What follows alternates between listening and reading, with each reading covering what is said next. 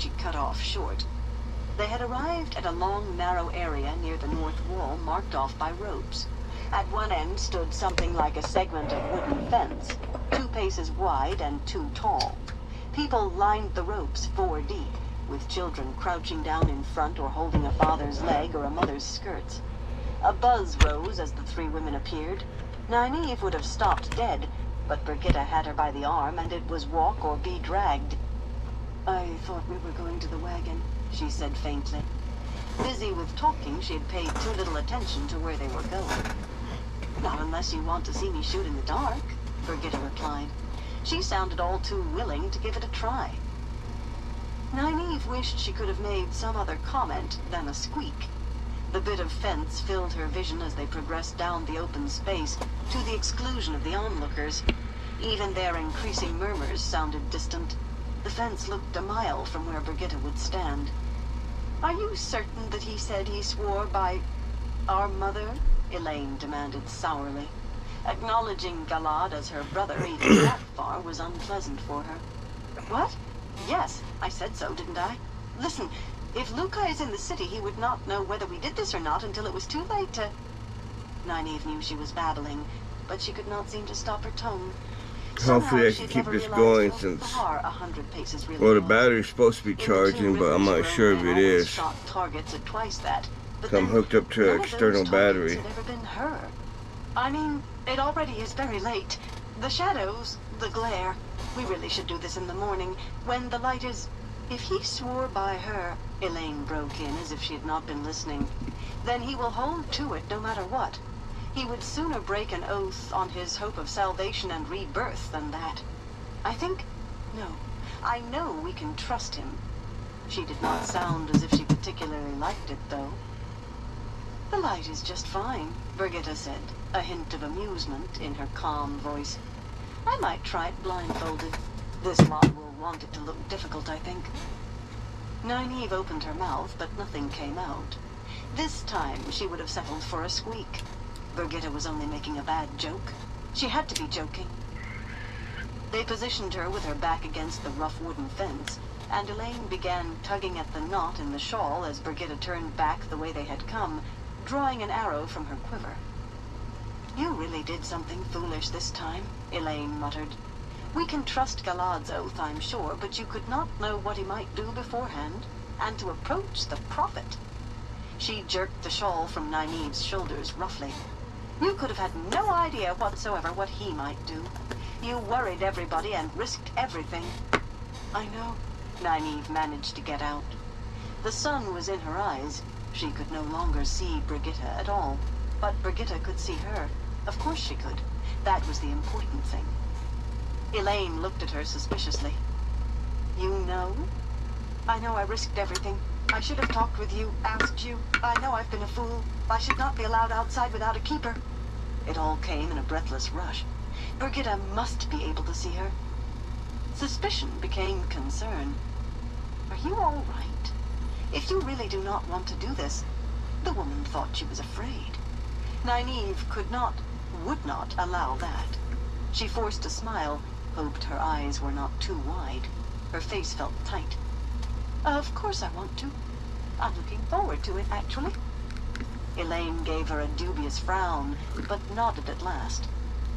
"You are sure about Salidar?" She did not wait for an answer, but hurried off to one side, folding the shawl. For some reason, Nynaeve could not work, producing a slightly higher pitch to her yelp. Okay, we're back. She could as soon stop Birgitta's I'm not sure what shafts happened there, y'all. Arrow by arrow, the yelps rose higher, and it seemed to her almost as if the crowd was cheering her cries. The louder she shrieked, the louder they cheered and applauded. By the time she was outlined from knees to head, the applause was thunderous. In truth, she felt some irritation at the finish, when the crowd all rushed to throng around Birgitta, leaving her standing there staring at the fletchings around her. Some still quivered. She still quivered. Pushing away, she scurried off toward the wagons as quickly as she could before anyone noticed how much her legs were wobbling. Not that anyone was paying any attention to her. All she had done was stand there and pray Birgitta did not sneeze or get an itch. And tomorrow she would have to go through it again. That or let Elaine, and worse, Brigitta, know she could not face it. When Uno came that night asking after Nana, she told him in no uncertain terms to prod Masima as much as he dared, and to find Galad and tell him he must find a boat quickly, whatever it required. Then she took to her bed without eating, and tried to make herself believe that she could convince Elaine and Brigitta that she was too ill to stand against that wall.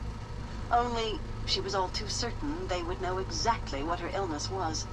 That even Brigitta would likely be all sympathy just made it worse. One of those fool men had to find a riverboat. Chapter 41. The Craft of Kin Torvir. One hand on his sword hilt, the other holding the green and white tasseled length of the Shanchan sword, Rand ignored the others on the sparsely treed hilltop for the moment, while he studied the 3 camps spread out below in the mid-morning sun. 3 distinct camps, and that was the rub. They were all the Cairhienin and Tyrant forces at his disposal. Every man else who could use sword or spear was penned in the city, where the light alone knew where. The Aiel had rounded up refugees in hordes between the Jengai Pass and here, and a few had even straggled in on their own, lured by rumors that these Aiel at least were not killing everyone in sight, or else too dispirited to care so long as they had a meal before dying. Too many thought they would die, at the hands of the Aiel, or the Dragon Reborn, or in the last battle, which they seemed to think was shaping up for any day now. A goodly number altogether, but farmers and craftsmen and shopkeepers for the most part. Some knew how to use bow or sling to fetch a rabbit, but there was not a soldier in the lot and no time to teach them. The city of Cairhien itself lay little more than 5 miles to the west, some of the fabled topless towers of Cairhien visible above the intervening forest. The city sprawled across hills hard by the river Alguenia, encircled by Couladin's Shido and those who had joined him. One haphazard set of tents and cook fires in the long, shallow valley below Rand held some 800 Tyrans, armored men. Nearly half were defenders of the stone in burnished breastplates and rimmed helmets, their plump coat sleeves striped black and gold. The rest were levies from a double handful of lords whose banners and pennants made a circle in the camp's center, around the silver crescent and stars of the High Lord Wyraman. Guards stood thickly along their picket lines, as if they expected a raid against the horses any minute. 300 paces away, the second camp guarded their horses as tightly. The animals were a mixed lot, few approaching the fine arched neck stock of Tyr, and some former plow and cart horses were tied along those ropes, or Rand missed his guess. The Cairhienin numbered perhaps 100 more than the Tyrans, but their tents were fewer and most often patched, and their banners and con represented some 70-odd lords. Few Cairhienin nobles still had many retainers, and the army had broken apart early in the Civil War. The last gathering lay another 500 paces along, full of Cairhienin for the most part, yet well and truly separated from the others by more than distance. Larger than the other pair combined, this camp held few tents or horses. It displayed no banners, and only the officers wore con. The small pennants on their backs in solid colors meant to pick them out for their men rather than signify a house. Infantry might be necessary, but rare was the Lord of Tyr or Cairhien, either one, who would admit it. Certainly none would agree to actually lead such. It was the most orderly of the camps, though. The cook fires in neat rows, the long pikes stacked upright where they could be seized in a moment, and clusters of archers or crossbowmen dotted along the lines. According to Lan, discipline kept men alive in battle, but infantry were more likely to know it and believe it than cavalry.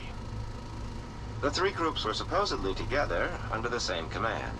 The High Lord Wyraman had brought them in from the south late the day before. But the 2 camps of horsemen watched each other nearly as warily as they did the Aiel on the surrounding hills. The Tyrans with a dose of contempt that the Cairhienin echoed in ignoring the 3rd, which in turn eyed the others sullenly. Rand's followers, his allies, and as ready to fight each other as anyone else. Still pretending to study the camps, Rand examined Wyraman, helmetless and iron spine straight nearby. 2 younger men, minor Tyran lords, hung at the High Lord's heels, dark beards trimmed and oiled in perfect imitation of Wyraman's, except that his was streaked with gray, and their breastplates, worn over brightly striped coats, bore goldwork only a touch less ornate than his. Aloof, apart from everyone else on the hilltop, yet close to Rand, they could have been waiting for some martial ceremony at a royal court, except for the sweat rolling down their faces. They ignored that as well, though. The High Lord's sigil lacked only a few stars to duplicate Lanfear's, but the long-nosed fellow was not her in disguise, with his mainly gray hair oiled like his beard and combed in a vain attempt to hide its thinness. He had been coming north with reinforcements from Tyr when he heard that Aiel were attacking the city of Cairhien itself. Instead of turning back or sitting still, he continued north as hard as his horses could stand, gathering what forces he found along the way. That was the good news of Wyraman. The bad was that he had fully expected to dispel the Shaido around Cairhien with what he had brought. He still did. And he was none too happy that Rand would not let him be about it, or that he was surrounded by Aiel. One Aiel was no different from another to Wyraman. To the others, too, for that matter. One of the young lords pointedly sniffed a scented silk handkerchief whenever he looked at an Aiel. Rand wondered how long the fellow would survive, and what Rand would have to do about it when he died. Wyraman noticed Rand watching and cleared his throat. "My Lord Dragon," he began in a gravelly bark. "One good charge will scatter them like quail."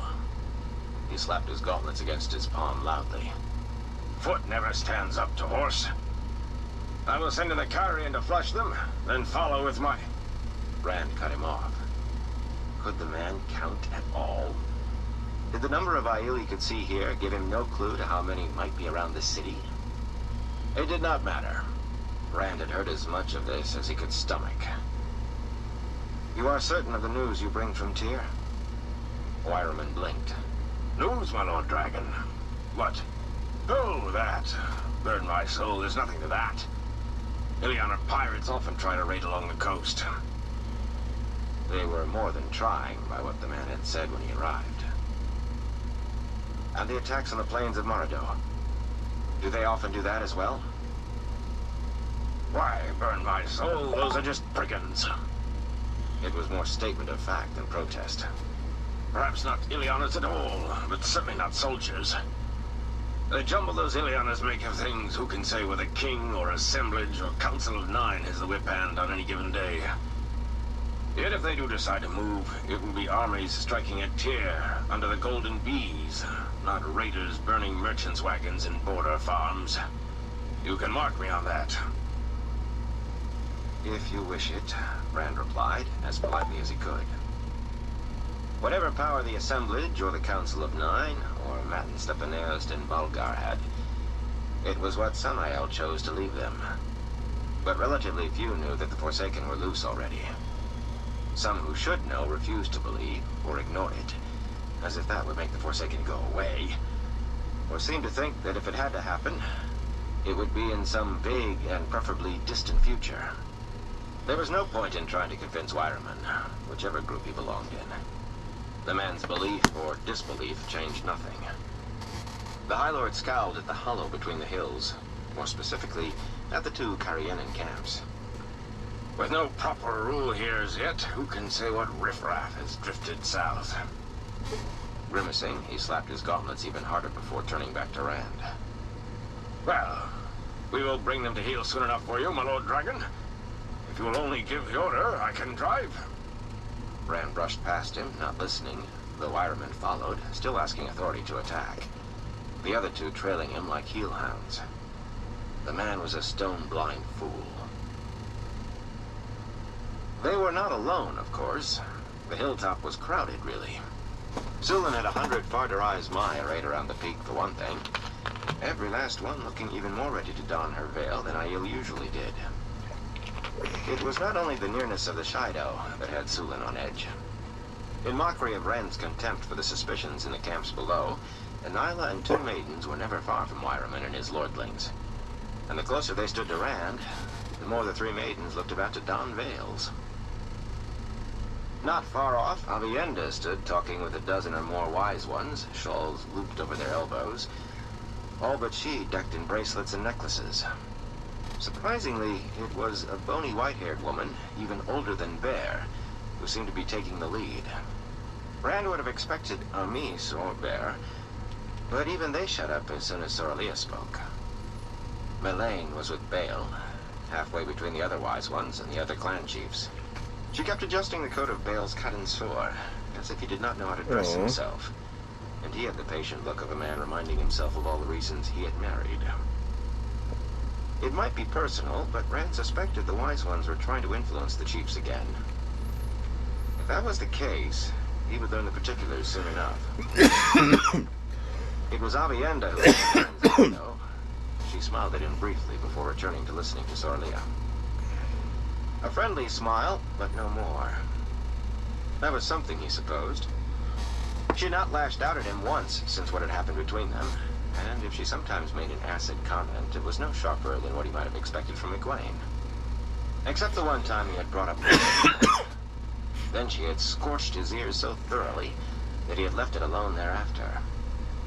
But friendly was as far as it went, though she was sometimes careless now about undressing in front of him at night. She still insisted on sleeping no more than 3 paces from him. The maidens, at any rate, seemed sure that there was a lot less than 3 paces between their blankets, and he kept expecting that certainty to spread, but so far it had not. Egwene would come down on him like a falling tree if she even suspected something like that.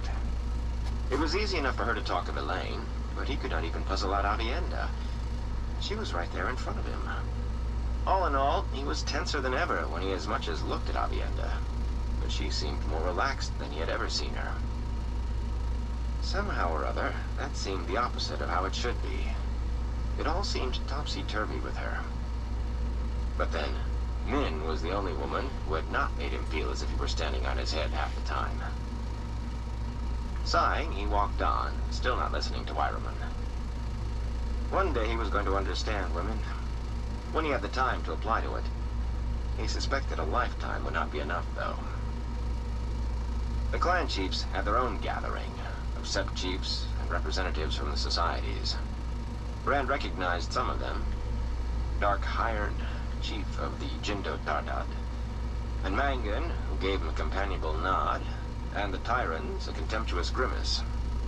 Spear-slender Juranai, leader of the Aethan Door, the Red Shields, on this expedition, despite a few streaks of white in his pale brown hair, and Roydan, thick-shouldered and gray, who led Shamad Khanda, the Thunderwalkers.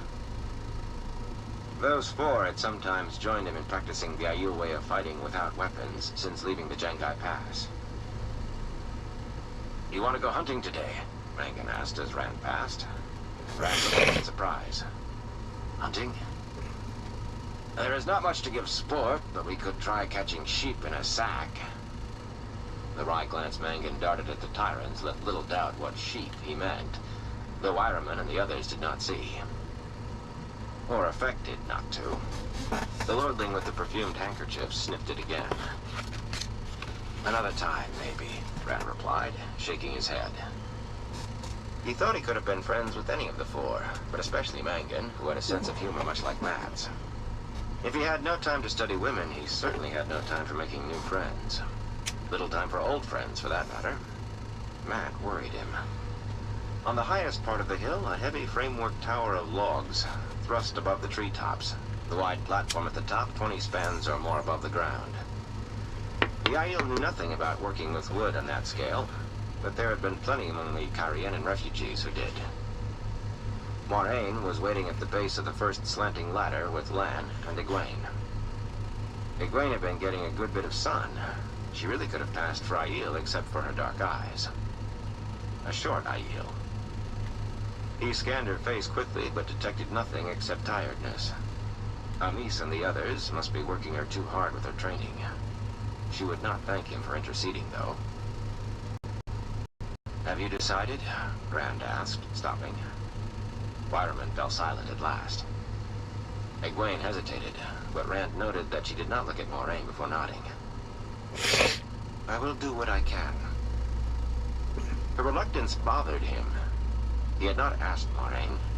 She could not use the One Power as a weapon against the Shido, not unless they threatened her, or he managed to convince her they were all Dark Friends. But Egwene had not taken the 3 oaths, and he had been sure she would see the necessity. Instead, she had gone white-faced when he suggested it, and had avoided him for 3 days until now. At least she had agreed. Whatever made the fight shorter against the Shido must be for the good. Moraine's face never changed, though he had no doubt what she thought. Those smooth Aes Sedai features, those Aes Sedai eyes, could register icy disapproval without altering a jot. Thrusting the piece of spear through his belt, he put foot to the first rung, and Moraine spoke. "Why are you wearing a sword again?" The last question he would have expected. "Why shouldn't I?" he muttered, and scrambled upward. Not a good answer, but she had caught him off balance. The half-healed wound in his side tugged as he climbed, not quite hurting, but seeming about to break open just the same. He paid it no mind. It often felt that way when he exerted himself. Roark and the other clan chiefs came after him, leaving Elaine last of all, but thankfully Wireman and his 2 toadies remained on the ground. The High Lord knew what was to be done. He needed and wanted no more information. Feeling Moraine's eyes following him, Rand glanced down. Not Moraine. It was Egwene watching him climb. Her face so close to Aes Sedai that he could not have slid a hair through the difference. Moraine had her head together with Lan's. He hoped Egwene was not going to change her mind.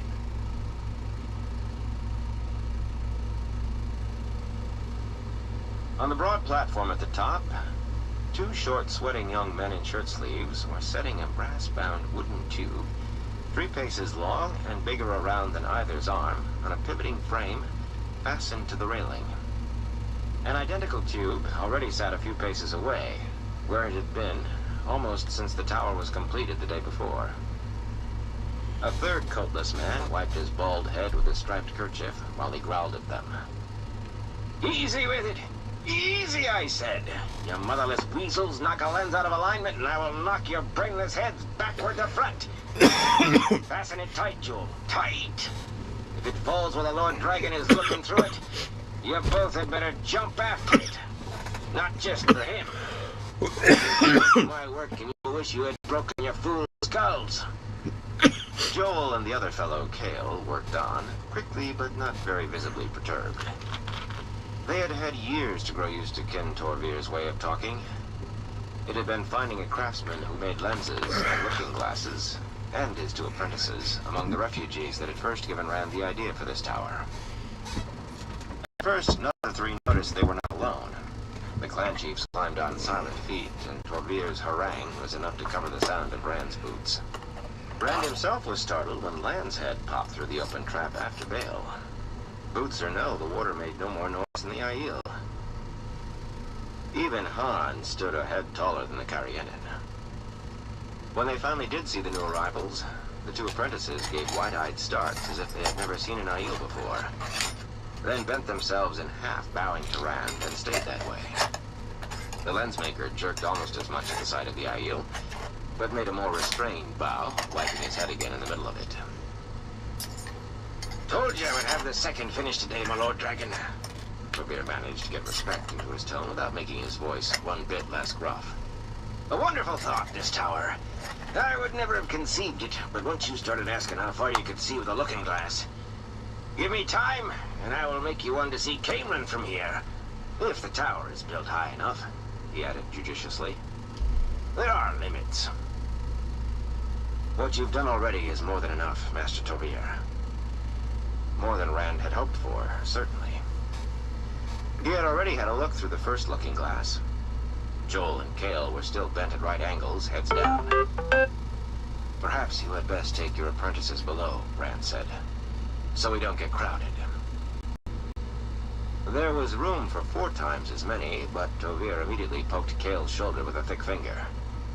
"Come along, you ham-fisted stable boys. We're in the Lord Dragon's way." The apprentices barely straightened enough to follow him, gazing round-eyed at Rand even more than at the Aiel as they vanished down the ladder. Cale was a year older than he, Joel too. Both had been born in towns bigger than he had imagined before leaving the Two Rivers. Had visited Cairhien and seen the king and the Amerlin seat, if at a distance, while he was still tending sheep.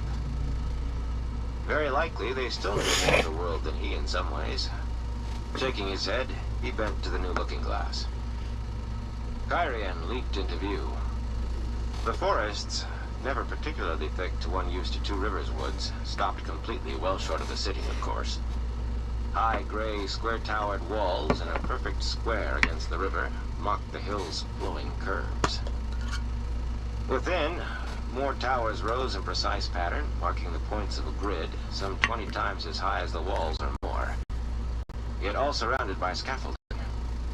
The legendary topless towers were still being rebuilt after their burning in the Aiel War. When last he had seen the city, another city had surrounded it from riverbank to riverbank. Moorgate, a rabbit warren as raucous as Cairhien was solemn, all in wood. Now, only a wide stretch of ash and charred timbers bordered the walls. How that fire had been kept from spreading into Cairhien itself, he could not understand. Banners decked every tower in the city, too distant to make out clearly, but scouts had described them to him. Half bore the crescents of Tyr, the other half, perhaps not surprisingly, duplicated the dragon banner he had left flying over the stone of Tyr. Not one bore the rising sun of Cairhien. Moving the looking-glass only a little swept the city from his side. On the far side of the river still stood the blackened stone shells of the granaries. Some of the Cairhienin Rand had talked to claimed the torching of the granaries had led to riots, and then King Galdrian's death, and thus to the Civil War. Others said Galdrian's assassination had caused the riots and the burning. Rand doubted that he would ever know which was the truth, or whether either was. A number of burned-out hulks dotted both banks of the wide river, but none lay close to the city. Aiel had an uneasiness, fear might be too strong a word, about bodies of water they could not step across or wade. But Couladin had managed to put barriers of floating logs across the Algoinia, both above and below Cairhien, along with enough men to see they were not cut. Fire arrows had done the rest. Nothing except rats and birds could get into or out of Cairhien without Couladin's leave. The hills around the city showed little sign of a besieging army. Here and there, vultures flapped heavily, no doubt feasting on the remains of some attempt to break out. But no Shaido were visible. Aiel seldom were, unless they wanted to be. Wait. Rand swung the looking-glass back to a treeless hilltop perhaps a mile from the city walls. Back to a cluster of men. He could not discern faces, or much else aside from the fact that they all wore the Codensor. One thing more. One of those men had bare arms. Couladin. Rand was sure it must be his imagination, but he thought that when Couladin moved, he could see sunlight glittering off the metallic scales encircling the man's forearms, in imitation of his own. Asmodean had put those there, just to attempt to divert Rand's attention from occupy while Asmodean worked his own plans. But without that, how much would have turned out differently? Certainly he would not be standing on this tower watching a besieged city and awaiting a battle. Suddenly, something streaked through the air on that distant hilltop. A long blur, and two of the men there went down thrashing. Staring at the fallen men, both apparently transfixed with the same spear, Couladin and the others seemed as stunned as Rand. Twisting the looking-glass, Rand scanned for the man who had thrown with such force. He had to be brave, and a fool to get close enough. Rand's search widened quickly, beyond any possible range of a human arm. He was beginning to think of Ogier. Not likely. It took a great deal to rouse an Ogier into violence. When another streaking blur caught his eye. Startled, he half straightened before jerking the glass back to Cairhien's walls. That spear, or whatever it was, had come from there. How was another matter entirely. At this distance, it was all he could do to make out an occasional someone moving on the walls or atop a tower. Raising his head, Rand found Ruark just stepping away from the other looking glass, giving up his place to Han. That was the whole reason for the tower and the glasses. Scouts brought back what word they could of how the Shido were deployed, but this way the chiefs could see for themselves the terrain in which the battle would be fought. They had worked out a plan between them already, but one more look at the land could never go amiss. Rand did not know much about battles, but Lan thought their plan a good one. At least, Rand did not know much in his own mind. Sometimes those other memories crept in, and then he seemed to know more than he wanted. Did you see that? Those spears? Ruark looked as puzzled as Rand knew he himself must, but the Aiel nodded. The last took another Shido, but he crawled away. Not Couladin, worse luck. He gestured to the looking glass, and Rand let him take his place. Was it such bad luck? Couladin's death would not end the threat to Cairhien, or to anywhere else. Now they were this side of the Dragon Wall. The Shido would not tamely return just because the man they thought was the true Kahakarn died. It might well shake them, but not enough for that. And after all Rand had seen, he did not think Couladin deserved so easy a way out. I can be as hard as I must, he thought. Give me 1 second, everyone. I gotta get some papers. For him, I can. Chapter 42. Before the Arrow. The inside of a tent roof had to be the most boring sight in the world. But lying back in his shirt sleeves on the scarlet tasseled cushion that Melindra had acquired, Matt studied the gray-brown cloth intently. Or rather, he stared beyond it. One arm curled behind his head, he swirled a hammered silver goblet full of good wine from the south of Cairhien. A small cask had cost him as much as 2 good horses would. As much as 2 horses would have if the world and everything in it had not been stood on its head. But he counted it a small price for something decent. Sometimes a drop or 2 splashed over onto his hand, but he never noticed, and he never took a drink. By his book, matters had long since gone beyond merely Sirius. Sirius was being stuck in the waste with no idea of the way out. Sirius was dark friends popping up when you least expected. Trolloc attacks in the night, the odd murderol freezing your blood with an eyeless stare. That sort of thing came quickly and usually was done before you had much chance to think. It was certainly not what you would seek out. Yet, if you had to, you could live with it, if you could live through it. But for days he had known where they were heading and why. Nothing quick about it. Days to think. I ain't no bloody hero, he thought grimly, and I'm no bloody soldier.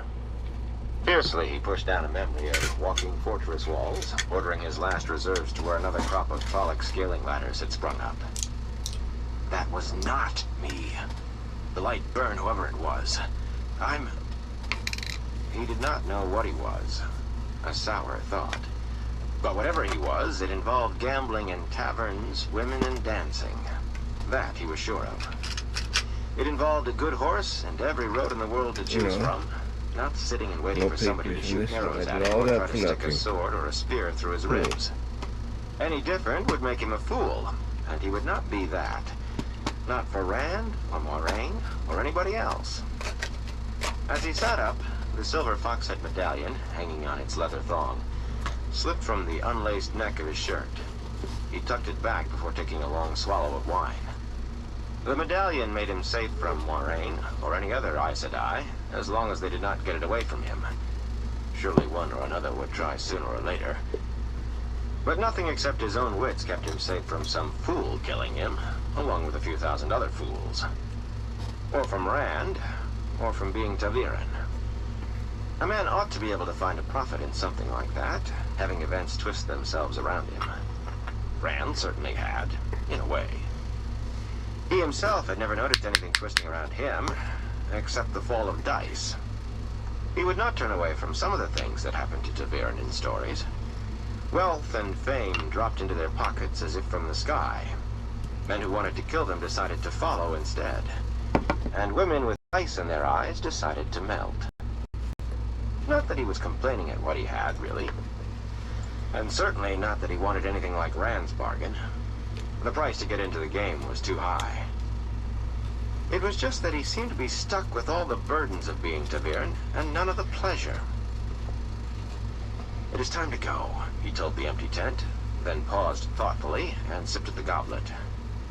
"It is time to get on Pips and ride. Ride to Caemlyn, maybe. Not a bad city, so long as he avoided the royal palace. Or Lugard. He had heard rumors about Lugard. A fine place, that, for the likes of him. Time to leave Rand in my dust. He's got a bloody Aiel army and more maidens than he can count taking care of him. He doesn't need me." That last was not strictly true. In some strange way, he was tied to Rand's success or failure. I'll be right back, everyone. Him and Perrin both. 3 ta'veren all tangled together. The histories would probably only mention Rand. Small chance he or Perrin would find any place in the stories. And then there was the Horn of Valere, which he did not want to think about and would not. Not until he had to. There might be some way out of that particular mess yet. Anyway he looked at it, the Horn was a problem for another day. A distant day. With luck, all those bills would come due on a very distant day. Only, that might take more luck than he had. The point now was that he had said all of that about going and felt scarcely a twinge.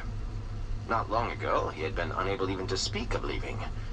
When he got too far from Rand, he had been drawn back like a hooked fish on some invisible line.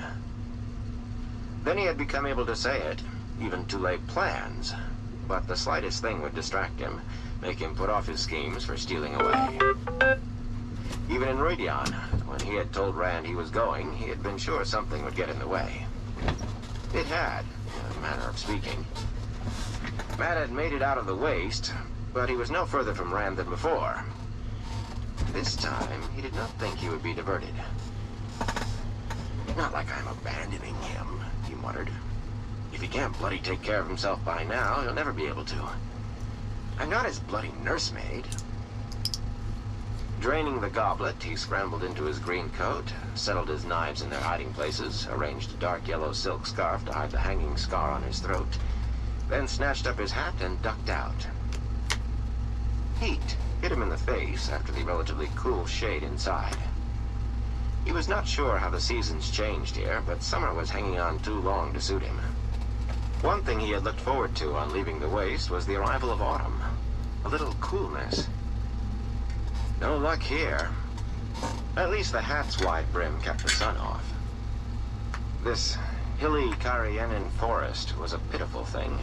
More clearings than trees, and half of them going brown in the drought. Not a patch on the westwood back home. Low Aiel tents were everywhere, though at a distance took on the look of a pile of dead leaves or a bare hummock of ground, unless the side flaps were up, and even then they were not easy to see. The Aiel going about their business did not look at him twice. From one crest across the encampment, he caught sight of Kadir's wagons, all in a circle, the drivers lying in the shade underneath, and the peddler nowhere in view. Kadir kept to his wagon more and more, seldom poking his nose out except when Moraine came to inspect the ladings. The Aiel ringing the wagons, small knots with spears and bucklers, bows and quivers, made little pretense of being anything but guards. Moraine must think Kadir or some of his men would try to make off with what she had brought out of Rhuidean. Mat wondered whether Rand realized that he was giving her anything and everything she asked. For a while, Mat had thought Rand had gotten the upper hand there, but he was not so sure any longer. Even if Moraine did do everything but curtsy and fetch Rand's pipe. Rand's tent was on a hilltop by itself, naturally. That red banner on his staff at its front. It rippled in a light breeze, sometimes standing out enough to show the black and white disc. The thing made Mat's skin crawl as much as the dragon banner had. If a man wanted to avoid Aes Sedai entanglements, as any but an idiot would, the last thing to do was wave that symbol about. The slopes of the hill were bare, but maidens' tents encircled the foot of the hill and spread through the trees, up surrounding slopes, and down the other side. That was as usual, too. And so was the Wise One's camp within the Farderais Mai. Dozens of low tents in shouting distance of Rand's Hill, with white-robed Gaishain bustling about. There were only a few of the Wise Ones to be seen, yet they made a lack of numbers with the stairs that followed him. He had no idea how many could channel in that bunch, but they were a fair equal of Aes Sedai, weighing and measuring when it came to stairs. He picked up his pace, making an effort not to shrug uncomfortably. He could feel those eyes on his back as surely as he could have a poke from a stick. And he would have to run the same gauntlet coming out. Well, a few words with Rand, and it would be the last time he had to run it. Only, when he pulled off his hat and ducked into Rand's tent, no one was there except Natael, lounging on the cushions with his gilded, dragon-carved harp propped against his knee, and a gold goblet in his hand. Mat grimaced and swore under his breath. He should have known as much. If Rand had been here, he would have had to pass through a circle of maidens right around the tent. Most likely he was up at that new-built tower. A good idea, that. Know the terrain. That was the second rule close behind know your enemy, and not much to choose between them. The thought put a sour twist to his mouth. Those rules came from other men's memories. The only rules he wanted to remember were never kiss a girl whose brothers have knife scars, and never gamble without knowing a back way out. He almost wished those memories of other men were separate in his brain, instead of oozing into his thoughts when he least expected. Trouble with a bilious stomach? Natael asked lazily. One of the Wise Ones might have a route to cure it. Or you could try Moraine. Mat could not like the man. He always seemed to be thinking of a joke he did not mean to share.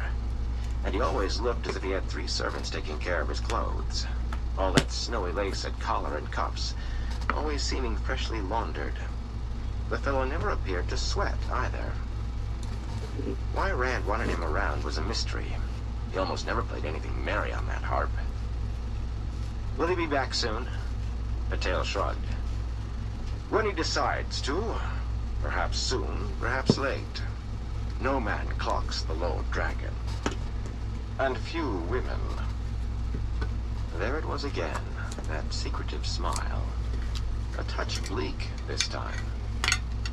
I'll wait. He meant to go through with this.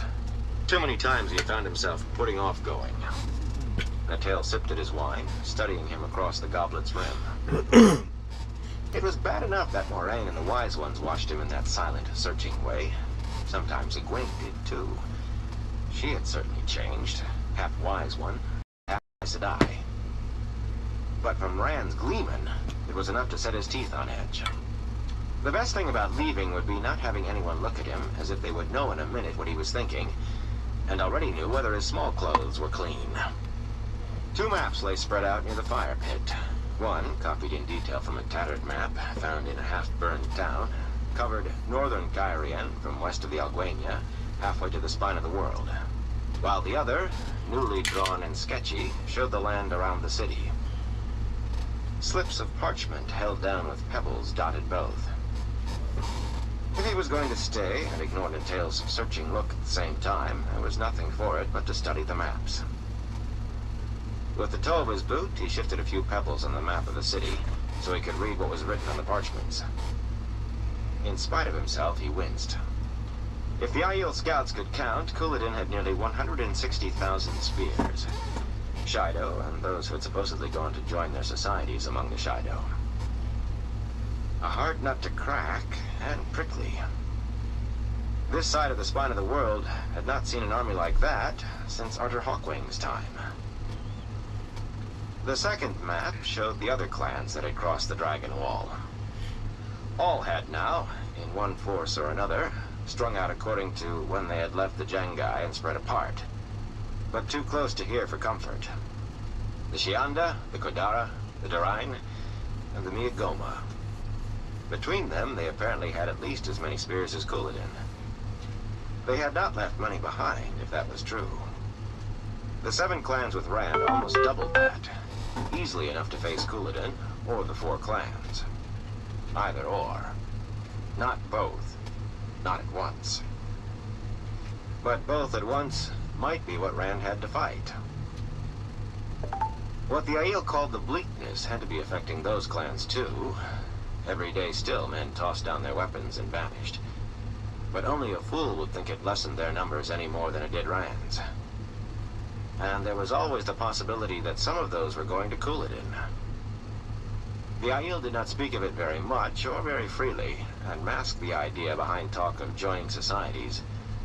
But even now, men and maidens decided they could not accept Rand, or what he had told them of themselves. Every morning some were missing, and not all left their spears behind. A pretty situation, wouldn't you say? Matt's head jerked up at Land's voice, but the warder had entered the tent. Just something to look at while I waited. Is Rand coming back? He will be with us soon. Thumbs tucked behind his sword belt, Land stood beside Matt, looking down at the map. His face gave away as much as a statue's would. Tomorrow should bring the largest battle since Utter Hawkwing. You don't say. Where was Rand? Still up on that tower, probably. Maybe he should go there. No. He could end up herring all over the camp, always one step behind. Rand would come here eventually. He wanted to talk about something besides Couladin. This fight is none of mine. I'm not running away from anything that concerns me in the least. What about them? He gestured to the slips representing the Miagoma and the others. Any word on whether they mean to join Rand? Or do they just intend to sit there watching? Who can say? Ruark doesn't seem to know any more than I do, and if the wise ones do, they are not telling. The only thing certain is that Couladin is not going anywhere. Couladin again. Matt shifted uncomfortably and took a half-step toward the entrance. No, he would wait. Fastening his gaze on the maps, he pretended to study them further. Perhaps Land would leave him in silence. He just wanted to say his piece to Rand and go. The warder appeared to want to talk, though. What do you think, Master Gleeman? Should we rush down on Couladin with everything and crush him tomorrow? That sounds as good to me as any other plan, Natil replied dourly. Emptying the goblet down his throat, he dropped it on the carpets and picked up the harp to begin softly strumming something dark and funereal. I lead no armies, warder. I command nothing save myself, and not always that. Matt grunted, and Land glanced at him before returning to his study of the maps. You do not think it a good plan? Why not? He said it so casually that Matt answered without thinking. 2 reasons. If you surround Couladin, trap him between you and the city, you might crush him against it. How long was Rand going to be? But you might push him right over the walls, too. From what I hear, he's nearly gotten over twice already, even without miners or siege engines. And the city is hanging on by its teeth. Say his piece and go. That was it. Press him enough, and you'll find yourself fighting inside Cairhien. Nasty thing, fighting in a city. And the idea is to save the place, not finish ruining it. Those slips laid out on the maps themselves made it all so clear. Frowning, he squatted with his elbows on his knees. Land got down with him, but he hardly noticed. A dicey problem, and fascinating. Best if you try to shove him away. Hit him from the south, mainly. He pointed to the River Galen. It joined the Alguenia some miles north of the city. Bridges up here. Leave the Shido a clear path to them. Always leave a way out unless you really want to find out how hard a man can fight when he's nothing to lose. His finger slid east. Wooded hills for the most part, it seemed. Probably not much different from right around here. A blocking force here on this side of the river will make it the bridges. Big enough and positioned right. If they're moving, Couladin won't want to try fighting someone ahead of it or behind. Yes. Almost exactly the same as at Genji.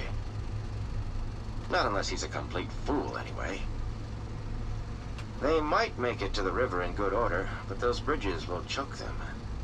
I don't see Aiel swimming, or hunting fords out for that matter. Keep the pressure on, shove them across. With luck, you'll be able to harry them all the way to the mountains. It was like Quaindyke fords, too. Late in the Trolloc Wars, and on much the same scale. Not much different from the Tora Shan, either. Or Sulmine Gap, before Hawkwing found his stride.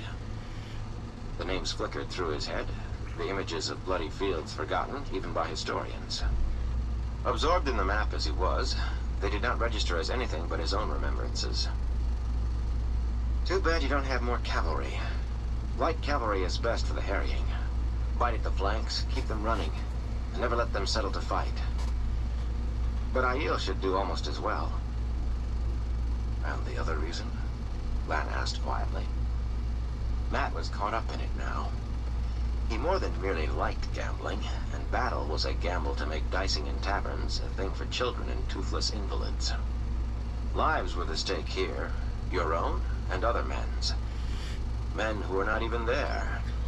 Take the wrong way, a foolish bet, and cities died, or whole nations. The tale's somber music was fit accompaniment. At the same time, this was a game that set the blood racing. Without lifting his eyes from the map, he snorted. You know as well as I. If even one of those 4 clans decides to side with Couladin, they'll take you from behind while your hands are still full of Shido. Couladin will be the anvil, and they the hammer, with you the nut between. Only take half of what you have against Couladin. That makes it an even fight, but you'll have to settle for it. There was no such thing as fairness in war. You took your enemy from behind when he least expected it, when and where he was weakest. You still have an edge. He has to worry about a sortie from the city. The other half you split in 3 parts. One to funnel Couladin into the river, the other 2 a few miles apart, between the city and the 4 clans. Very neat, Lan said, nodding. That slab-carved face never changed, but approval touched his voice, if lightly. It would gain a clan nothing to attack either force, especially not when the other could take it in the rear. And none will try to interfere in what happens around the city for the same reason. Of course, all 4 could join. Not likely, if they haven't already. But if they do, everything changes. Matt laughed aloud. Everything always changes. The best plan lasts until the first arrow leaves the bow. This would be easy enough for a child to handle, except for Indirian, and the rest not knowing their own minds. If they all decide to go over to Couladin, you toss the dice and hope, because the Dark One's in the game for sure. At least you'll have enough strength clear of the city nearly to match them.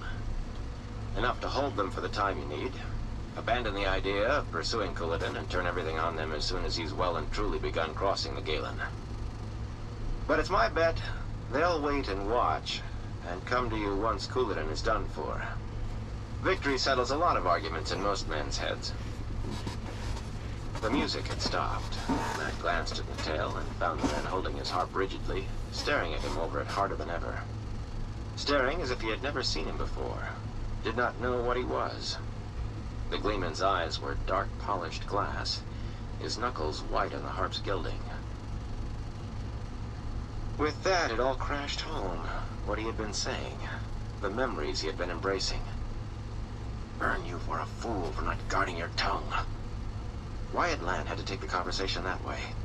Why could he not have talked about horses or the weather, or just kept his mouth shut? The water had never seemed all that needed before.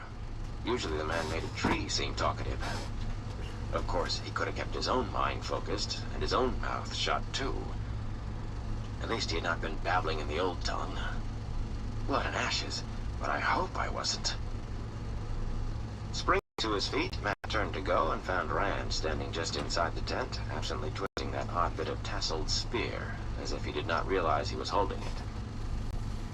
How long had he been there? It did not matter. Matt spilled it all out in a rush. I'm leaving, Rand. Come first light in the morning, I'm in the saddle and gone. I'd go this minute if I could get far enough in half a day to suit me for stopping. I mean to put as many miles between me and the Aiel, any Aiel, as pips can cover before I make camp. No point in bedding down close enough to be snapped up and hung up by somebody's scouts.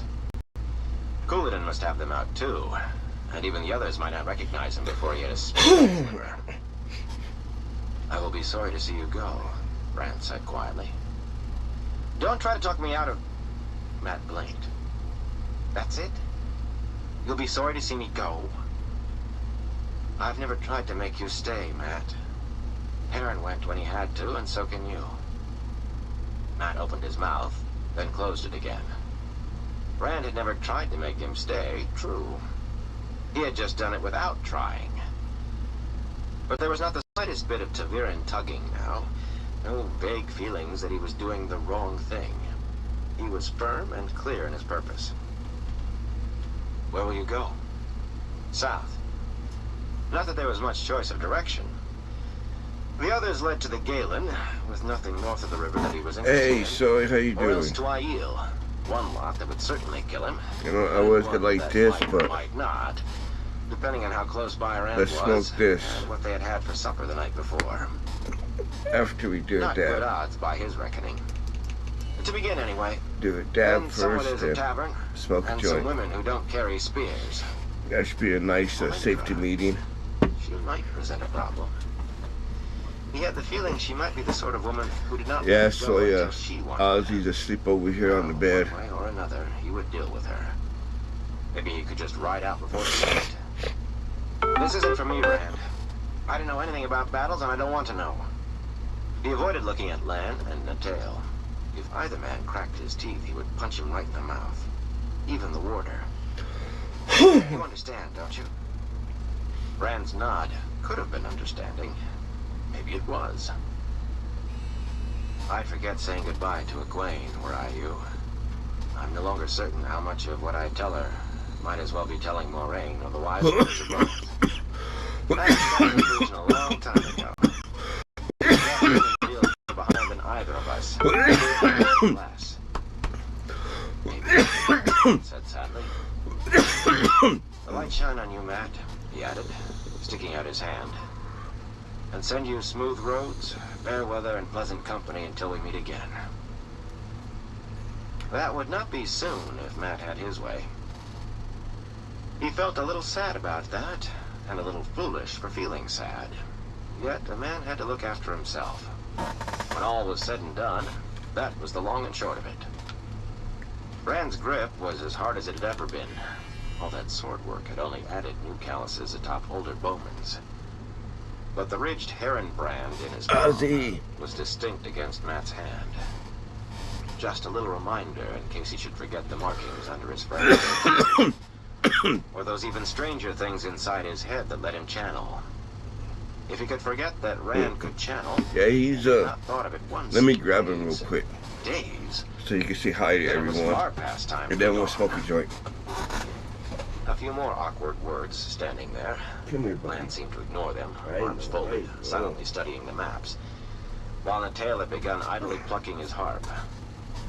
Matt had an ear for He was music, sleeping. and to him the unfamiliar tune had an ironic sound.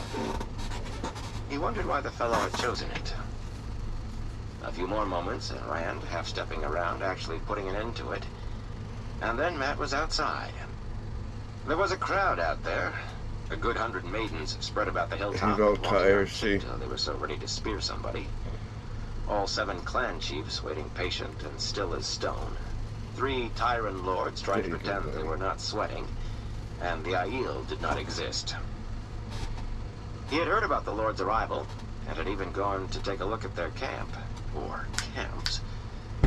But there had been no one there he knew, and no one wanting to take a turn at dice or cards. These 3 eyed him up and down, frowning disdainfully, and apparently decided he was no better than the Aiel, which was to say, not worth seeing. Clapping his hat on his head and pulling the brim low over his eyes, Snoopy's Matt slowly studied the getting tyrants used to coldly him. in return for a moment. They're laying right next to He had each the other. pleasure of seeing the younger pair at least become uncomfortably aware of him again before he started down the hill. The Greybeard still looked all barely concealed impatience to enter Rand's tent. But it did not matter anyway. He would never see any of them again. He had no idea why he had not simply ignored them, except that his step felt full of vinegar. No wonder, really, leaving tomorrow at last. The dice seemed to be spinning in his head, and there was no knowing what pips would show when they landed. Odd, that. It must be Melindra worrying him. Yes. He would definitely leave early, and as quietly as a mouse tiptoeing on feathers. Whistling, he set off for his tent. What was the tune? Oh, yes. Dance with Jack of the Shadows. He had no intention of dancing with death, but it had a merry sound, so he whistled it anyway, as he tried to plan the best route away from Cairhien. Rand stood staring after Matt, long after the tent flaps had fallen to hide him. I only heard the last bit, he said finally. Was it all like that? Very nearly, Rand replied. With only a few minutes to study the maps, he laid out close to the battle plan. That's how you are right now. He saw the difficulties and the dangers and how to meet them. He knows about miners and siege engines, and using light cavalry to harry a defeated foe. Rand looked at him. The warder showed no surprise, not the twitch of an eyelash.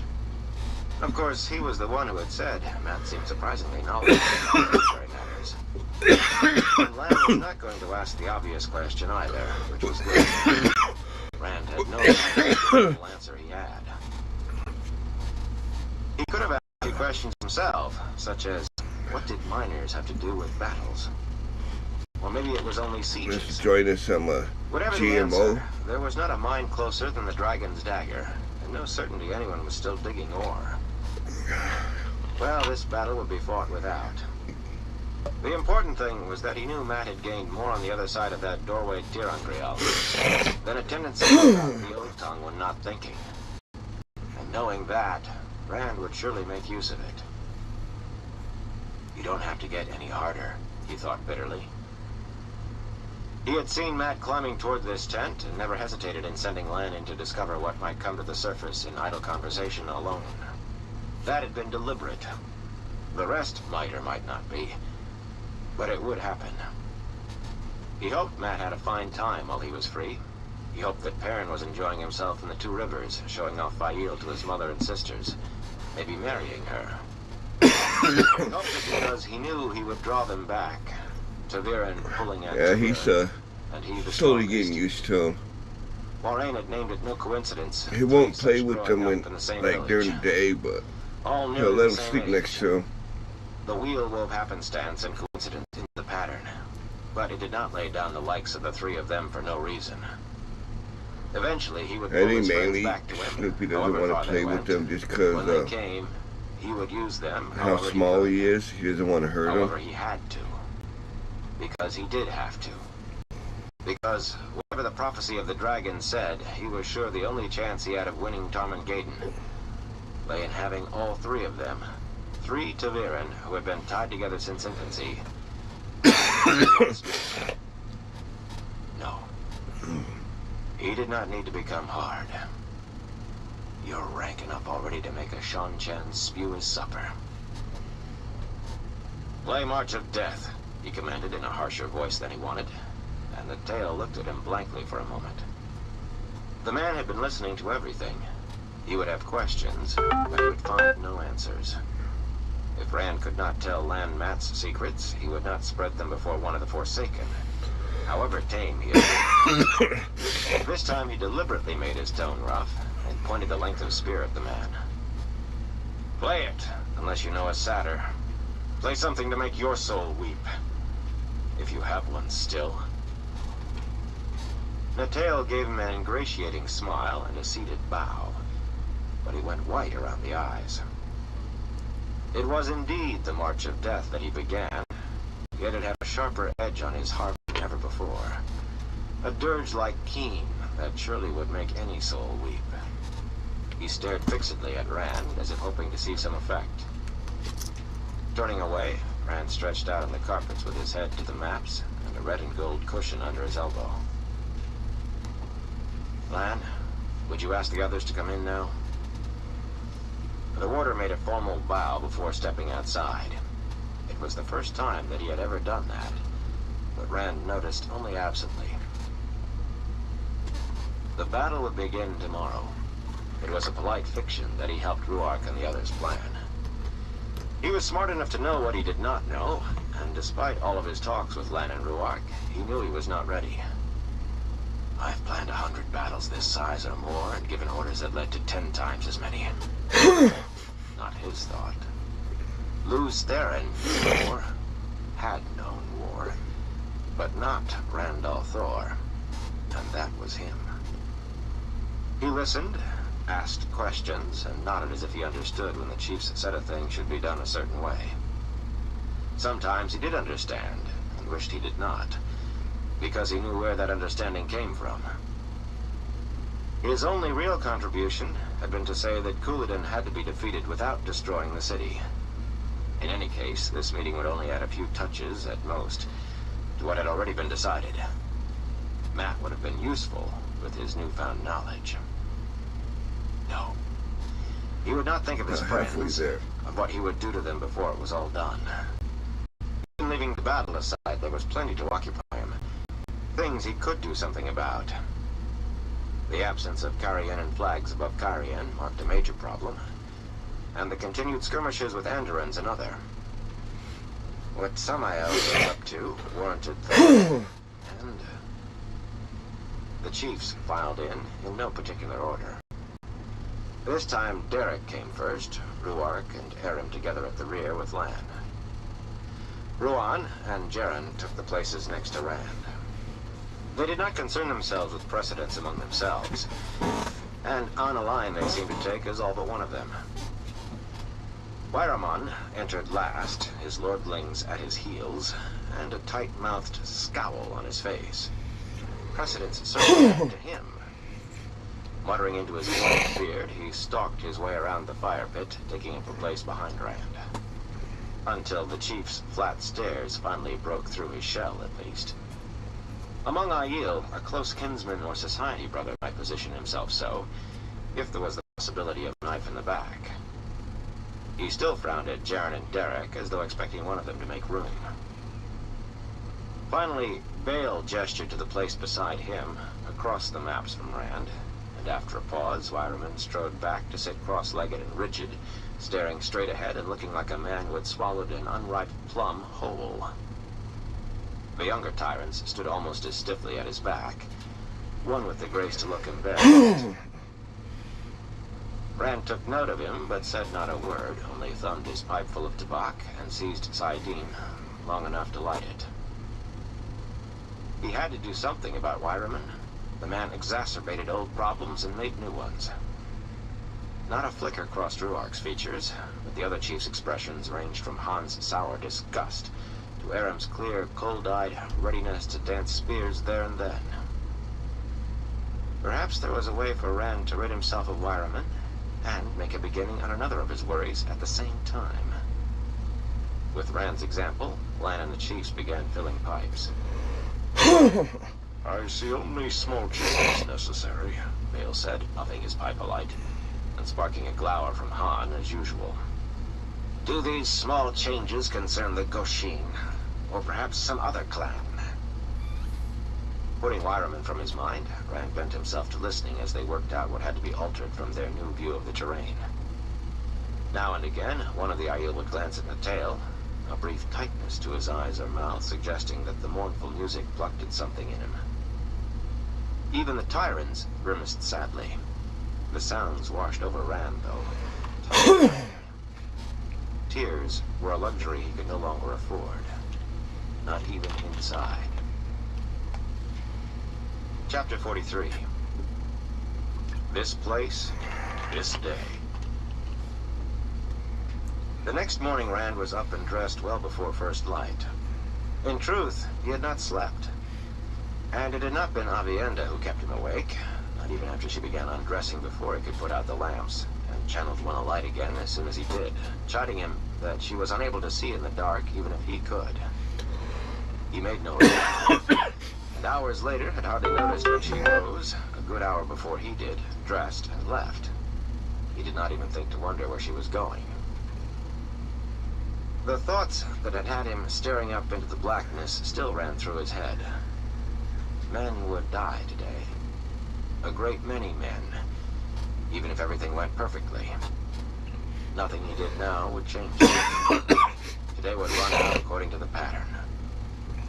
But over and over he mulled the decisions he had made since he first entered the waste. Could he have done something different? Something to avoid this day, this place. Next time, perhaps. The tasseled length of spear lay atop his sword belt and scabbarded blade beside his blankets. There would be a next time, and one beyond, and beyond again. While darkness still held, the chiefs came in a bunch for a few final words to report that their men were in position and ready. Not that anything else was expected. Stone-faced as they were, some emotion showed. An odd mix, though. A skim of ebullience over somberness. Aram actually wore a slight smile. A good day to see the end of the Shido, he said finally. He seemed to be walking on his toes. The light will, Bale said, his head brushed. We will wash the spears in Couladin's blood before sunfall. Bad luck to talk of what will be, Han muttered. The skin was very thin on him, of course. Fate will decide. Rand nodded. The light sended does not decide on too many of our number dead. He wished his concern were only that few men should die because men should not have their lives cut short. But there were many more days to come. He would need every spear to bring order to this side of the Dragon Wall. That was a bone between him and Couladin, every bit as much as the rest. Life is a dream, Ruark told him, and Han and the others nodded agreement. Life was only a dream, and all dreams had to end. Aiel did not run toward death, yet they did not run. I'll be right back, either. everyone. As they were departing, Bale paused. Are you certain of what you want the maidens to do? Sulin has been speaking to the wise ones. So that was what Mullane had been at Bale about. The way Ruark stopped to listen, he had been hearing from Amis on the subject too. Everyone else is doing what they're supposed to without complaining, Bale. That was unfair, but this was no game. If the maidens want special consideration, Sulin can come to me, not go running to the wise ones. Had they been anything but Aiel, Ruark and Bale would have been shaking their heads as they left. Rand supposed each would get an earful from his wife, but they would have to live with it. If Farderai's Mai carried his honor, this time they would carry it where he wanted. To Rand's surprise, Lan appeared just as he was ready to go out himself. The warder's cloak hung down his back, disturbing the vision as it rippled with his movements. Is Moraine with you? Rand had expected Lan to be glued to her side. She is fretting in her tent. She cannot possibly heal even all of the worst hurt today. That was her choice of how to help. She could not use the power as a weapon today, but she could heal. Waste always angers her.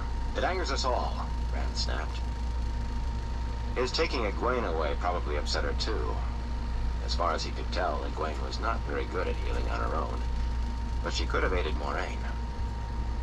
Well, he needed her to keep her promise. Tell Moraine if she needs help, ask some of the wise ones who can channel.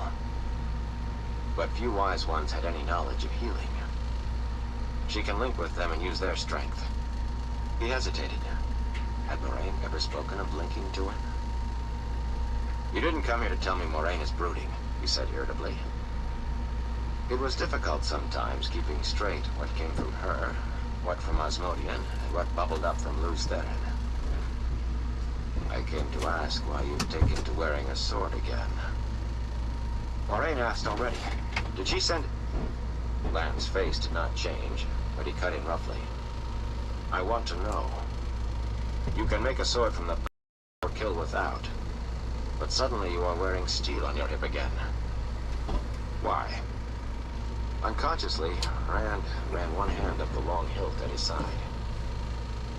It's hardly fair to use the power that way, especially against someone who can't channel. I might as well fight a child. The warder stood silent for a time, studying him. You mean to kill Couladin yourself, he said at last in flat tones. That sword against his spears. I don't mean to seek him out, but who can say what will happen? Rand shrugged uncomfortably. Not to hunt for him, but if ever his twisting of chance was to favor him, let it be to bring him face to face with Couladin. Besides, I'd not put it past him to seek me. The threats I've heard from him have been personal, Anne. Raising one fist, he threatened hands and coat sleeve, enough to make the golden-maned dragon's forehand visible. Couladin won't rest while I live, not so long as we both wear these. And truth to tell, he would not rest himself until only one living man bore the dragons. By rights, he should lump Asmodean in with Couladin. Asmodean had marked the shadow, but Couladin's unrestrained ambition had made it possible. His ambition and refusal to abide by Aiel law and custom had led inevitably to this place, this day. Beyond the bleakness and war between Aiel, there was Taion who laid at Couladin's feet, and Selion.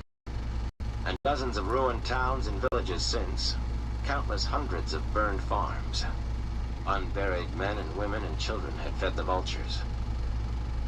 If he was the dragon reborn, if he had any right to demand that any nation follow him, much less Cairhien, then he owed them justice. Then have him beheaded when he's taken, Lance said harshly. Set 100 men or 1,000 with no purpose but to find and take him. But do not be fool enough to fight him. You are good with a blade now, very good. But Aielmen are all but born with spear and buckler in hand. A spear through your heart, and all has been for naught. So I should avoid the fighting. Would you, if Moraine had no claims on you? Will Rhuarc or Bale, or any of them? I am not the dragon reborn. The fate of the world does not rest on me. But the momentary heat had gone from his voice. Without Moraine, he would have been wherever the fighting was hottest. If anything, he looked to be regretting those claims at the moment. I'll not take needless risks, Lan, but I can't run from them all. The Seanchan spear would remain in the tent today. It would only get in his way if he did find Couladin. Come. The Aiel will finish it without us if we stand for much longer. Out there. When he ducked outside, only a few stars remained, and a thin brightness outlined the eastern horizon sharply. That was not why he stopped, though, and Lan with him. Maidens made a ring around the tent, shoulder to shoulder, facing inward. A thick ring that spread down the dark, shrouded slopes, caught in sword-clad women, damned so a mouse could not have slipped through. Jodin was nowhere in sight, though a Gaishain had been ordered to have him saddled and waiting. Not maidens alone. 2 women in the front rank wore bulky skirts and pale blouses, their hair bound back with folded scarves. It was too black yet to discern faces with any certainty, but there was something in the shape of those two, and their folded arm stance, that named Egwene and Aviendha. Sulan stepped forward before he could open his mouth to ask what they were up to. We have come to escort the Ka-Karn to the tower with Egwene Sedai and Aviendha. Who put you up to that? Rand demanded. One glance at Lan showed it had not been him. Even in the darkness, the warder looked startled. For a moment, anyway, his head jerking up. Nothing surprised Lan for long. Egwene is supposed to be on her way to the tower now, and the maidens are supposed to be there to guard her. What she will do today is very important. She must be protected while she does it. We will protect her. Sulan's voice was as flat as a planed board. And the Ka-Karn, who gave his honor to Fardarai Mai to carry. A murmur of approval rippled through the maidens. It only makes sense, Rand, Egwene said from where she stood. If one using the power as a weapon will make the battle shorter, 3 will shorten it even more. And you are stronger than Aviendha and me together. She did not sound as if she liked saying that last. Aviendha said nothing, but the way she stood was eloquent. This is ridiculous, Rand scowled. Let me through, and go to your assigned place. Sulin did not budge. Vardarai Smai carries the honor of the Karakan, she said calmly, and the others took it up.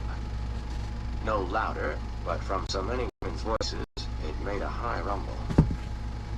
Vardarai Smai carries the honor of the Karakan. Vardarai Smai carries the honor of the Karakan. Hey, Fire, how you doing? I said let me through, he demanded the instant the sound died. Hell yeah. That don't sound too bad. Begin again, they did.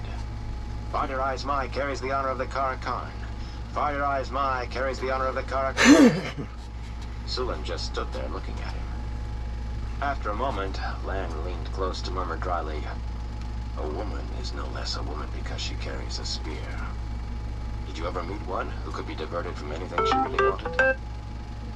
Give over, or we will stand here all day while you argue and they chant at you. The warder hesitated, then added, besides which, it does make sense. Egwene opened her mouth as the litany fell off once more, but Aviendha put a hand on her arm and whispered a few words, and Egwene said nothing. He knew what she had intended to say, though. She had been about to tell him he was a stubborn, foolish woolhead or some such. The trouble was that he was beginning to feel like one. It did make sense for him to go to the tower. He had nothing to do elsewhere. The battle was in the hands of the chiefs, and fate now. And he would be of more use channeling than riding around hoping to meet with Couladin. If being ta'veren could pull Couladin to him, it could draw him to the tower as easily as anywhere else. Not that he would have much chance of seeing the man, not after ordering every last maiden to defend the tower. But how to back down and retain a scrap of dignity after blustering left, right, and center? I've decided I can do the most good from the tower, he said, his face going hot. As the Karakan commands, Sulin replied without a hint of mockery, just as if it had been his idea from the first. Lan nodded, then slipped away, the maidens making narrow room for him. The gap closed up right behind Lan, though, and when they began to move, Rand had no choice except to go with them. He could have channeled, of course, flung fire about, or knocked them down with air, but that was hardly the way to behave with people on his side, let alone women. Besides, he was not sure he could have made them leave him short of killing, and maybe not then. And anyway, he had decided he was of most use at the tower after all. Egwene and Aviendha were as silent as Sulin as they walked, for which he was grateful. Of course, at least part of their silence had to do with picking their way uphill and down in the dark without breaking their necks. Aviendha did raise a mutter now and then that he barely caught, something angry about skirts. But neither made fun of him for backing down so visibly, though that might well come later. Women seem to enjoy jabbing the needle in just when you thought the danger was past. The sky began to lighten into gray, and as the log tower came into sight above the trees, he broke the quiet himself. We're having a little you to be part of thunderstorm out there. I thought you said wise ones take no part in battles. He was sure she had. A wise one could walk through the middle of a battle untouched, or into any hold or stand of a clan that had blood feud with hers, but she took no part in fighting, certainly not with channeling. Until he came to the waste, even most Aiel had not really known that some wise ones could channel, though there were rumors of strange abilities, and some said something the Aiel might be close to channeling. I am not a wise one yet, she replied pleasantly, shifting her shawl. If an Aes Sedai like Egwene can do this, so can I. I arranged it this morning, while you still slept. But I have thought of it since you first asked Egwene. There was enough light now for him to see Egwene flush. When she saw him glancing at her, we're getting a little bit right now, but... And he had to catch her arm to keep her from falling. Avoiding his eyes, she jerked free. Maybe he would not... We're supposed to be getting rain next couple of days, so... They started uphill through the sparse... We definitely need it. They didn't try to stop you. Amis, or Bear, or Malane. He knew they had not. If they had, she would not be there. Aviendha shook her head, then frowned thoughtfully. They talked for a long time with Soralia, then told me to do as I thought I must. Usually they tell me to do as they think I must. Glancing at him sideways, she added, I heard Mylene say that you bring change to everything.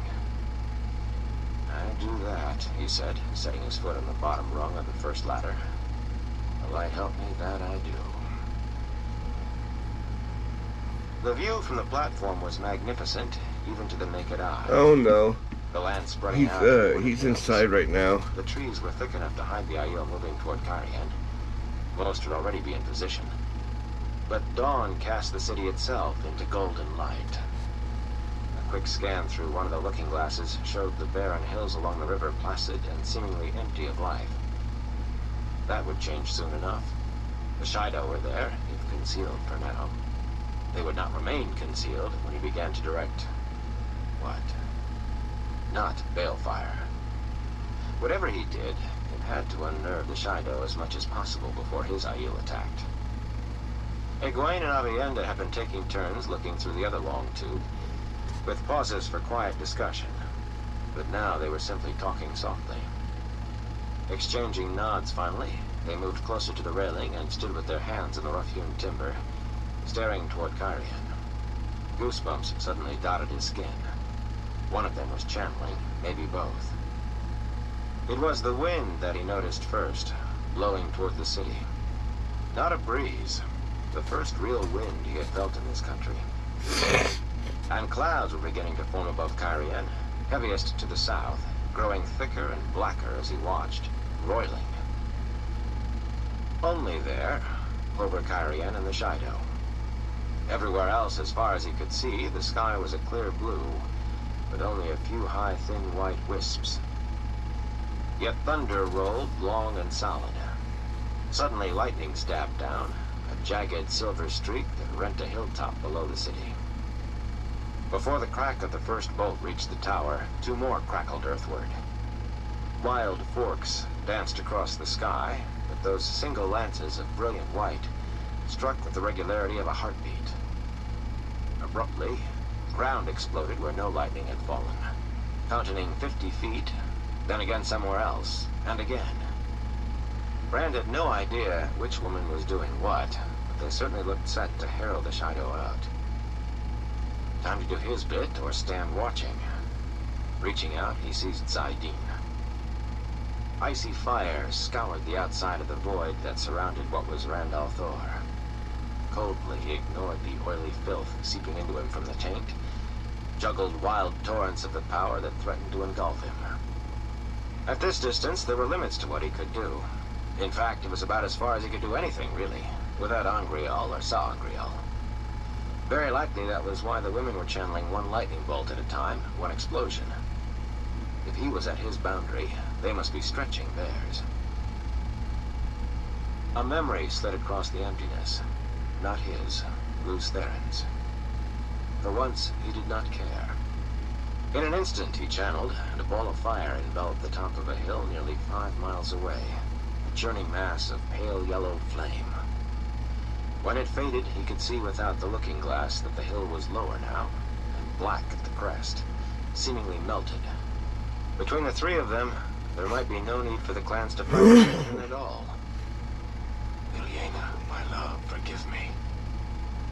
The void trembled. For an instant, Rand teetered on the brink of destruction. Waves of the One Power crashed through him in a froth of fear. The taint seemed to solidify around his heart, a reeking stone. Clutching the rail until his knuckles ached, he forced himself back to calmness, forced the emptiness to hold. Thereafter, he refused to listen to the thoughts in his head.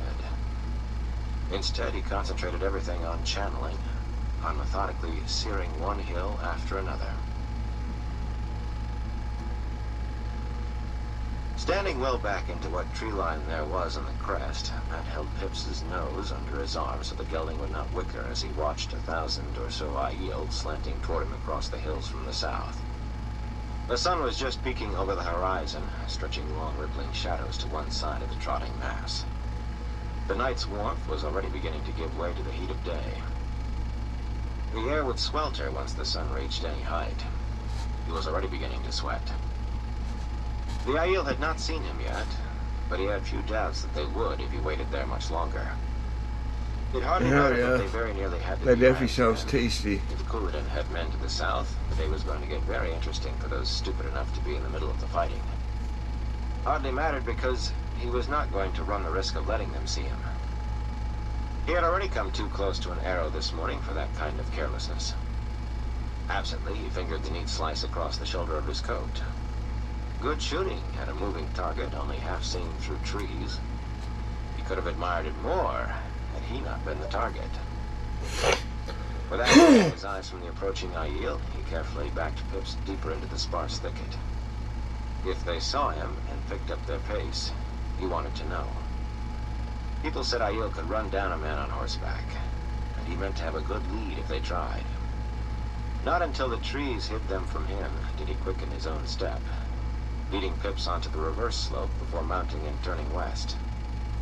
A man could not be too careful if he wanted to stay alive on this day, on this ground. He muttered to himself as he rode, hat pulled low to shade his face, and black-hafted spear across his pommel. West. Again. The day had begun so well. A good 2 hours before first light, when Melindra had gone off to some meeting of the maidens. Thinking him asleep, she had not glanced at him as she stalked out, muttering half under her breath about Randall Thor and honor, and Farderais Mai above all.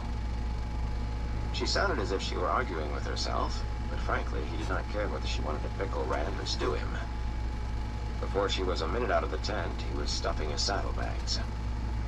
No one had so much as looked at him twice while he saddled Pips and ghosted away to the south. A good beginning.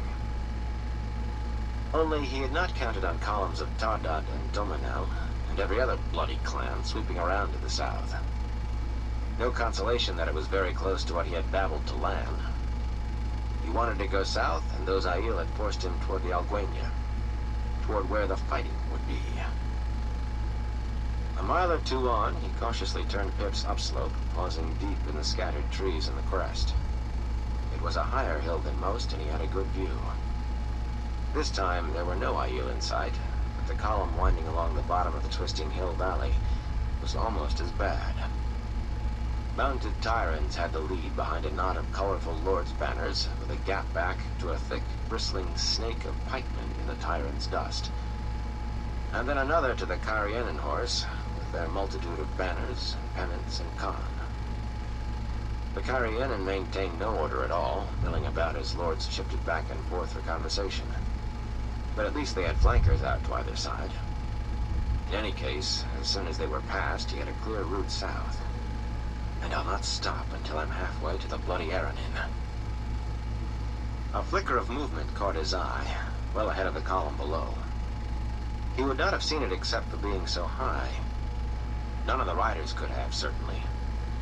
Digging his small looking-glass from his saddlebags, Gintorvir liked the dice. He peered toward what he had seen and whistled softly through his teeth. Aiel, at least as many as the men in the valley, and if they were not Couladins, they meant to give a name-day surprise, for they were lying low among the dying bushes and dead leaves. For a moment, he drummed fingers on his thigh. Shortly, there were going to be some corpses down there, and not many of them Aiel. None of my affair. I am out of this, out of here, and heading south. He would wait a bit, then head off while they were all too busy to notice. This fellow Wireman, he had heard the Greybeard's name yesterday, was a stone fool. No foreguard out, and no scouts, or he'd know what was bloody in store for him. For that matter, the way the hills lay, the way the valley twisted, the Aiel could not see the column either. Only its thin dust rising skyward. They certainly had had scouts to get themselves in place. They could not just be waiting there on the off chance. Idly whistling Dance with Jack of the Shadows, he put the looking-glass back to his eye and studied the hilltops. Yes, the Aiel commander had left a few men where they could signal a warning just before the column entered the killing ground. But even they could not possibly see anything yet. In a few minutes, the first Tyrants would come in sight, and until then... It came as a shock when he heeled Pips to a gallop down slope. What under the light doing? Well, he could not just stand by and let them all go to their deaths like geese to the knife. He would warn them. That was all. Tell what lay in wait ahead, then he was gone. The Carianan Outriders saw him coming before he reached the bottom of the slope, of course. Heard Pips's dead-flat charge. 2 or 3 lowered their lances. Matt did not precisely enjoy having 1.5 feet of steel pointed at him, and still less 3 times over. But obviously one man was no threat, even riding like a madman. They let him pass, and he swung in near the lead Carianan lords long enough to shout, "Halt here, now! By order of the Lord Dragon! Else he'll channel your head into your belly and feed you your own feet for breakfast." His heels dug in and Pips sprang ahead. He only glanced back to be sure they were doing what he said. They were, he was showing some confusion over it. The hills hid them from the Aiel still, and once their dust settled, the Aiel would have no way of knowing they were there.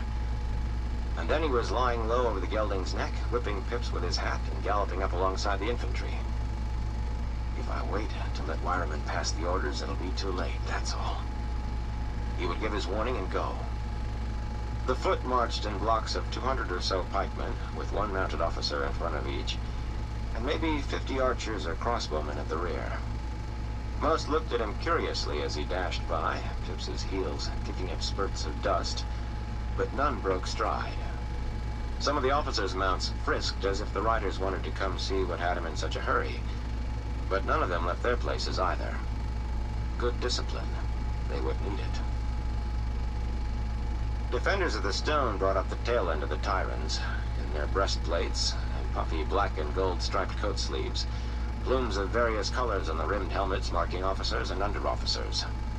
The rest were armored the same, but bore the colors of various lords on their sleeves.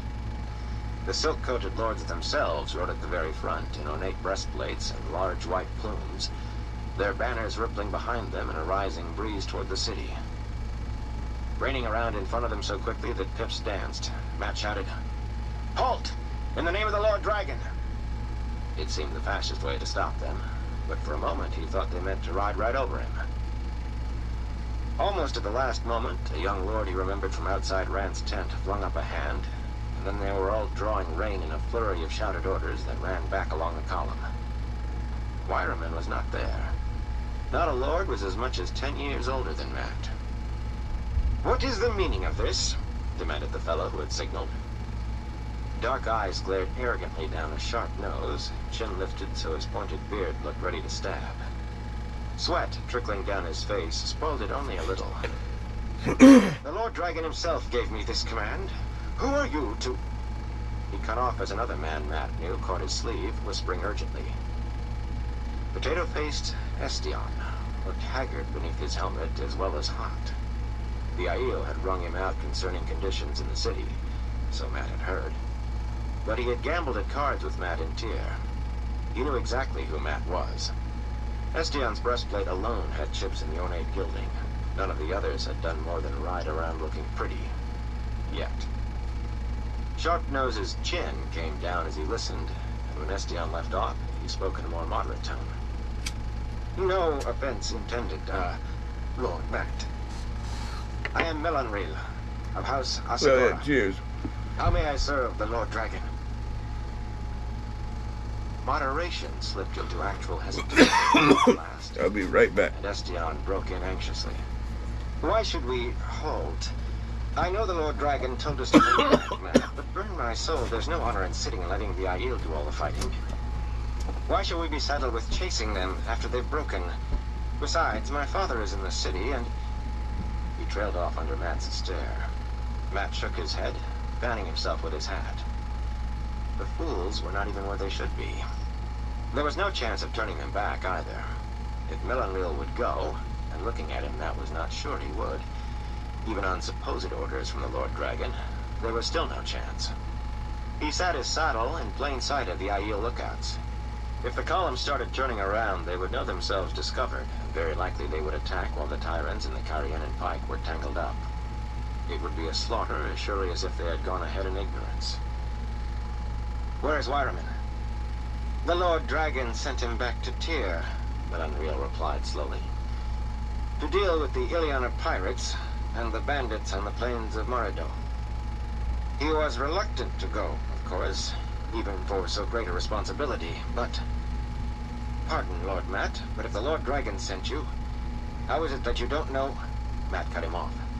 I am no lord, and if you want to question what Rand lets people know, ask him. That set the fellow back. He was not about to question the Lord Bloody Dragon about anything. Wireman was a fool, but at least he was old enough to have been in a battle. Except for Estion, looking like a sack of turnips tied on his horse. All this lot had seen was a tavern fight or two, and maybe a few duels. Fat lot of good that would do them. Now you all listen to me. When you pass through that gap ahead, between the next two hills, Aiel are going to come down on you like an avalanche. He might as well have told them there was going to be a ball, with the women all sighing to meet a tyrant lordling. Eager grins broke out, and they started dancing their horses about, slapping each other on the shoulder and boasting how many they would kill. Estion was odd man out, just sighing and using his sword in its scabbard. Don't stare up there, Matt snapped. The fools. In a minute, they would be calling the charge. Keep your eyes on me. On me! It was who he was friends with that settled them down. Melonreel and the others in their fine, unmarked armor frowned impatiently, not understanding why he did not want to let them begin the business of killing Aiel's savages. If he had not been Rand's friend, they probably would have trampled him and Pips both. He could not let them go charging off. They would do it piecemeal, leaving the pikes and the Cairhienin horse behind, though the Cairhienin might join in once they realized what was happening. And they would all die. The smart thing would be to let them get on with it while he headed in the opposite direction. The only trouble was that once these idiots let the Aiel know they were discovered, those Aiel might decide to do something fancy, like swinging around to take the strung-out fools in the flank. If that happened, there was no certainty that he would get clear. What the Lord Dragon wants you to do, he told them, is to ride ahead slowly, just as if there wasn't an Aiel inside 100 miles. As soon as the pikes are through the gap, they'll form a hollow square. And you get yourselves inside it double quick. Inside? Melonreel protested. Angry mutters arose from the other young lords, except Estion, who looked thoughtful. There is no honor in hiding behind stinking... You'll bloody do it! Matt roared, bringing Pips close to Melonreel's horse.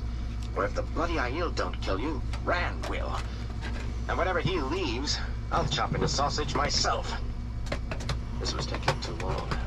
The Aiel had to be wondering what they were talking about by now. With any luck, you will be set before the Aiel can hit you. If you have horse bows, use them. Otherwise, hold tight. You'll get your bloody charge, and you'll know when. But if you move too early, you'll get almost feel time running down. Setting the butt of his spear in his stirrup like a lance, he heeled Pips back down the column. When he glanced over his shoulder, Melonreel and the others were talking and peering after him. At least they were not herring up the valley. The commander of the pikemen proved to be a pale, slender Cairhienin, half a head shorter than Matt, and mounted on a gray gelding that looked past ready for the pasture. Derrid had hard eyes, though, an off-broken nose, and 3 white scars crisscrossing his face, one of them not very old. He took off his bell-shaped helmet while he talked with Matt. The front of his head was shaved. No lord, he. Maybe he had been part of the army before the Civil War started. Yes, his men knew how to form a hedgehog. He had not faced Aiel, but he had faced brigands and Andoran cavalry. There was an implication that he had fought other Cairhienin as well, for one of the houses contesting for the throne. Derrid sounded neither eager nor reluctant. He sounded like a man with a job of work to do. The column stepped off as Matt turned Pips's head the other way. They marched with a measured pace, and a quick look behind showed the tyrant's horses moving no faster. He let Pips go a little quicker than a walk, but not much. It seemed he could feel Aiel eyes on his back, feel them wondering what he had said, and where he was going now and why. Just a messenger who's delivered his message and is going away. Nothing to worry about. He certainly hoped that was what the Aiel thought, but his shoulders did not untense until he was sure they could no longer see him. The Cairhienin were still waiting where he had left them. They still had their flankers out, too. Banners and Khan made a thicket where the lords had gathered, 1 in 10 or better of the Cairhien's number. Most of them wore plain breastplates, and where there was gilt or silverwork, it was battered, as though a drunken blacksmith had been at it. Some of their mounts made Darids look like Land's warhorse. Could they even do what was needed? But the faces that turned to him were hard, the gazes harder. He was in the clear now, hidden from the Aiel. He could ride on, telling the slot what was expected of him anyway. He had sent the others on to the trap. He could not simply abandon them. Talmanis of House Delovinda, his Khan 3 yellow stars on blue, and his banner a black fox, was even shorter than Darid, and had 3 years on Mat at most. But he led these Cairhienin, although there were older men and even gray hair present. His eyes held as little expression as Darid's, and he looked like a coiled whip. His armor and sword were utterly plain. Once he had told Mat his name, the man listened quietly while Mat laid out his plan, leaning a little out of the saddle to cut lines in the ground with the sword-bladed spear. The other Cairhienin lords gathered round on their horses, watching, but none so sharply as Talmanis. Talmanis studied the map he drew, and studied him from boots to hat, even his spear. When he was done, the fellow still did not speak until Mat barked, "Well, I don't care whether you take it or leave it, but your friends will be hip-deep in Aiel in not much longer. The Tyrants are no friends of mine, and Darid is useful. Certainly not a friend." Dry chuckles ran through the onlooking lords at the suggestion. "But I will lead one half, if you lead the other." Talmanis pulled off one steel-backed gauntlet and put out his hand. But for a moment, Mat only stared at it. Lead? Him? I'm a gambler, not a soldier. A lover. Memories of battles long gone spun through his head, but he forced them down. All he had to do was ride on. But then maybe Talmanis would leave Estion and Darid and the rest to roast. On the spit, Mat had hung them from. Even so, it was a surprise to him when he grasped the other's hand and said, "You just be there when you're supposed to be." For reply, Talmanis began calling off names in a quick voice. Lords and lordlings reined toward Mat, each followed by a bannerman and perhaps a dozen retainers, until he had 400 odd of the Cairhienin. Talmanis did not have much to say after either. He just led the remainder west at a trot, trailing a faint cloud of dust. "Keep together," Mat told his half. "Charge when I say charge, run when I say run, and don't make any noise you don't have to." There was the creak of saddles and the thud of hooves as they followed him, of course, but at least they did not talk or ask questions. A last glimpse on the other bristle of bright banners and Khan, and then a twist in the shallow valley hid them. How had he gotten into this? It had all started so simply. Just give warning and go. Each step after it seemed so small, so necessary. And now he had waded waist deep into the mud, and no choice but to keep on. He hoped Talmanis meant to show up. The man had not even asked who he was. The hill valley twisted and forked as he angled north, but he had a good sense of direction. For instance, he knew exactly which way lay south and safety, and it was not the way he was heading. Dark clouds were forming up there toward the city, the first he had seen so thick in a long time. Rain would break the drought, good for the farmers, if any remained, and settle the dust, good for horsemen, so they did not announce themselves too early. Maybe if it rained, the Aiel would give up and go home. The wind was beginning to pick up, too, bringing a little cool, for a wonder. The sound of fighting drifted over the crests, men shouting, men screaming. It had begun. Mat turned pips, raised his spear, and swung it right and left. He was almost surprised when the Cairhienin formed into one long line to either side of him, facing upslope. The gesture had been instinctive from another time and place, but then these men had seen fighting. He started pips up through the scattered trees at a slow walk, they kept pace to the quiet jangle of bridles. His first thought on reaching the height was relief at seeing Talmanis and his men coming into sight on the crest across from him. His second was to curse. Derrid had formed the hedgehog, spiny thickets of pikes 4 deep interspersed with bowmen to make a large hollow square. Long pikes made it difficult for the Shido to get close, however they rushed in, and the archers and crossbowmen were exchanging shots hot and fast with the Aiel. Men were falling on both sides, but the pikes simply closed in when one of their number went down, making the square tighter. Of course, the Shido did not appear to slacken their assault either. The defenders were dismounted in the center, and maybe half the Tyrant Lords with their retainers. Half. That was what made him want to curse. The rest dashed about among the Aiel, slashing and stabbing with sword and lance in knots of 5 or 10, or alone. Dozens of riderless horses told how well they were doing. Melonriel was off with only his bannerman, laying about with his blade. 2 Aiel darted in to neatly hamstring the lordling's horse. It fell, head flailing. That was sure it screamed, but the din swallowed it. And then Melonriel vanished behind cotton sword-clad figures, spears stabbing. The bannerman lasted a moment longer. Good riddance, Matt thought grimly. Standing in his stirrups, he raised the sword-bladed spear high, then swept it forward, shouting, "Los! Los Camadrin!"